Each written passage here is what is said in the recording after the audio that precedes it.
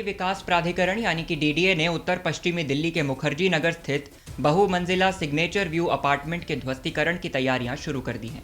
आधिकारिक दस्तावेजों के मुताबिक डीडीए ने इसके लिए एक कंसल्टेंट फर्म हायर करने का फैसला किया है और ऑनलाइन बोलियां आमंत्रित की हैं।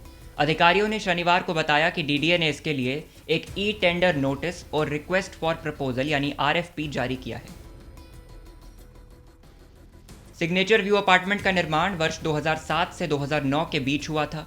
इस परिसर में कुल 336 फ्लैट हैं, जिनमें एचआईजी और एमआईजी यानी कि हाई इनकम ग्रुप और मिडिल इनकम ग्रुप दोनों तरह के फ्लैट शामिल हैं।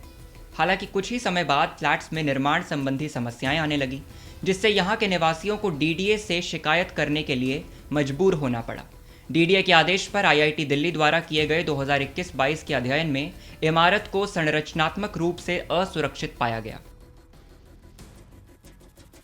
डीडीए ने 30 नवंबर तक सिग्नेचर व्यू अपार्टमेंट को पूरी तरह खाली कराने का लक्ष्य निर्धारित किया है।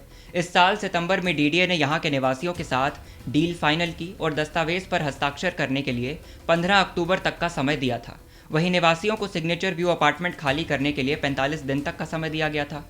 डीडीए 30 नवंबर के बाद इस अपार्टमेंट में बिजली और मेंटेनेंस जैसी सभी सेवाओं को वापस ले लेगा।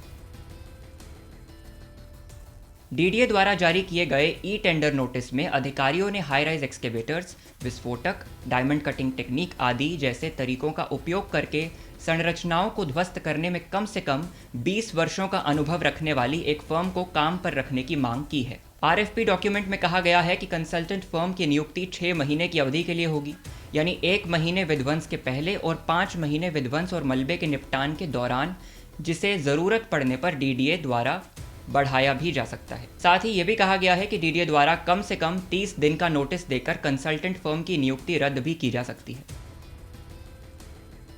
अधिकारियों ने कहा कि ई टेंडर नोटिस के बारे में संभावित बिडर्स के संदेह को दूर करने के लिए प्री बिड मीटिंग 6 नवंबर को आईटीओ के पास स्थित विकास मीनार में आयोजित की जाएगी।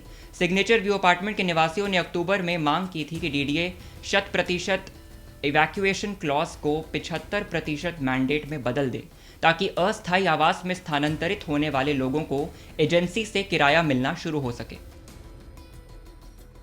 आखिर कंसल्टेंट फर्म का काम होगा क्या?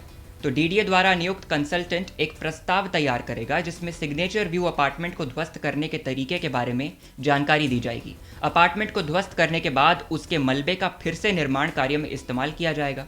कंसल्टेंट इस अपार्टमेंट के ध्वस्तीकरण और मलबे के निपटान में आने वाली लागत, इसके टूटने से होने वाले वायु प्रदूषण को रोकने के उपाय और आसपास की बिल्डिंग्स की सुरक्षा के तरीके सुझाएगा।